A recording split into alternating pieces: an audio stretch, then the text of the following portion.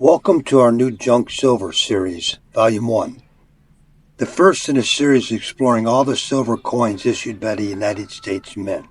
In this volume, we're diving into half dollars that, besides their silver content, hold historical and sometimes numismatic value. Something about just holding a half dollar in your hands transports you back in time to when real silver coins jingled in your pocket. Let's take a look.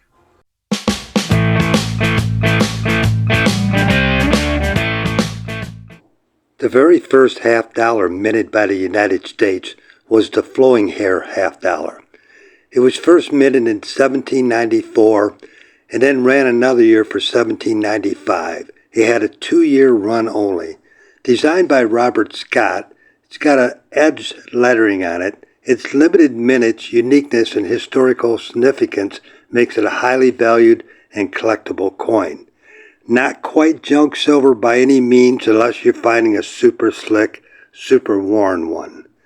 Now the total mintage was 323,144 for the 2 years.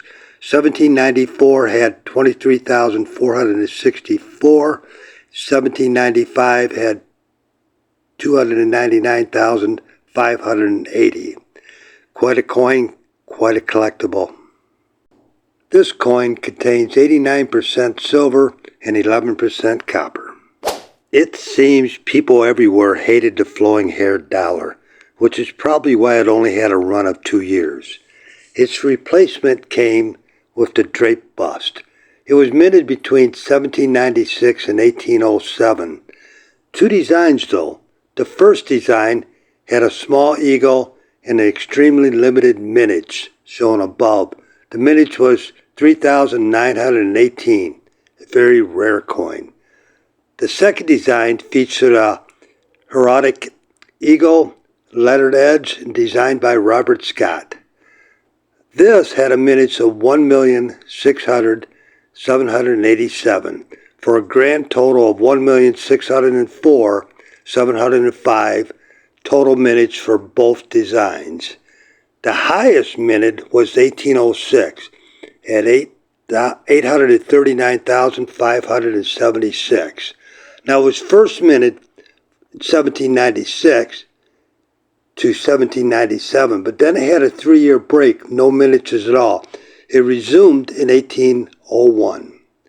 This has got a total of 0.386 cents of a troy ounce of silver in it. It's 0.89245% silver.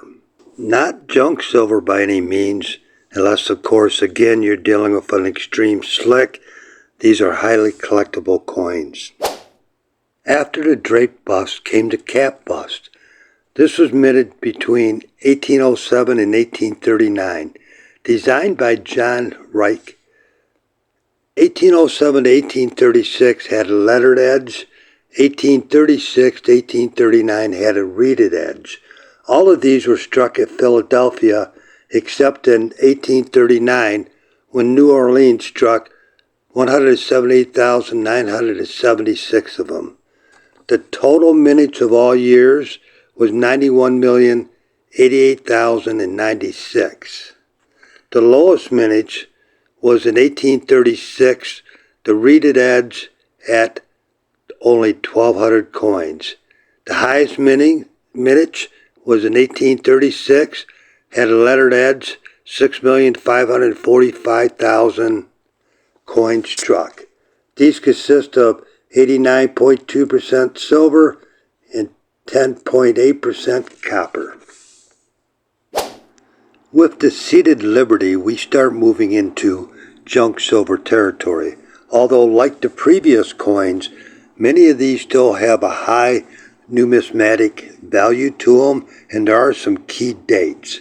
Seated Liberty ran from 1839 to 1891, designed by Christian Gobrecht, loved by people of the 19th century and collectors all over the world today. It was minted at Philadelphia, New Orleans, San Francisco, and Carson City.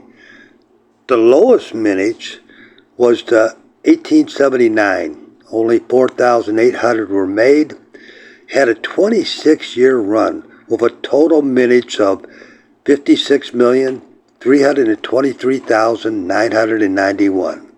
Some of the key dates to look for is 1842 Old, 1853 Old, 1870 Carson City, 1874 Carson City, and 1878 San Francisco.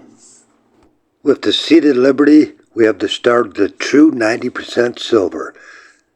These coins are made of 90% silver, 10% copper, and they contain 0.3866 of a troy ounce of silver. The Barber half dollar was introduced in 1892. It was designed by Charles E. Barber. It had a long run of 24 years, from 1892 to 1915. It was minted in Philadelphia, Denver, New Orleans, and San Francisco. It has a reeded edge. Total struck was 5,538,000. The lowest mintage was in 1914 at only 124,230. 90% silver, 10% copper. It has 0.3617 of a troy ounce of silver. After the Barber dollar, the U.S. Mint ran a contest for a new design for the half dollar. Adolph Weinman won this design with his Walking Liberty, which quickly became a favorite of everyone. It was first released in 1916. It was made from 1916 to 1947 for a 32-year run, but none were minted at all in 1922, 1924, 1925, and 1926, and again none were minted in 1930, 1931, and 1932. These were minted at the Philadelphia, Denver, and San Francisco mints. The lowest mintage was in 1942 with the Philly of 208,000. The total mintage for all the Walking Liberty halves were 7,466,471. These have got a reeded edge. They are 90% silver and 10% copper. The chief engraver, John Chinook, started the design for the Franklin half dollar, but he died before its completion. Another engraver, Gilroy Roberts, completed the design. It was first minted in 1948 and continued on to 1963. It quickly became the coin that collectors loved because of the low minages compared to the Kennedy halves and its high silver content. It was produced at the Philadelphia, Denver, and San Francisco Mint.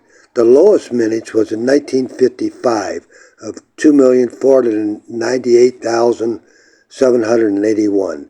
The total mintage was 465,814,454. It's got a reeded edge, and it is 90% silver and 10% copper. The Kennedy half dollar has been in circulation from 1964 to the present time. Within hours of John F. Kennedy's assassination, the design was approved by Chief Engraver Gilroy Roberts, and it was approved by Mrs. Kennedy herself.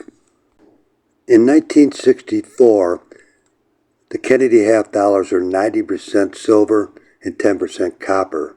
Then from 1965 to 1970 and 1976, they was composed of two outer layers containing 80% copper, 80% silver, 20% copper, with an inner core of 20.9% silver and 79.1% copper, giving it a net composition of 40% silver, 60% copper, which breaks it down to 1965 to 1970, and in 1976, the Kennedy half dollars were only 40% silver. I should mention here that in 1992 through 2018, 90% halves were made for inclusion in limited edition proof sets. Starting in 2019, all halves in the special proof sets are solid 0.999 silver. And this concludes Volume 1 of our Junk Silver series. Make sure you subscribe, like, and ring that bell so you don't miss Volume 2, which will be on junk silver dimes. Thanks for watching. I much appreciate it.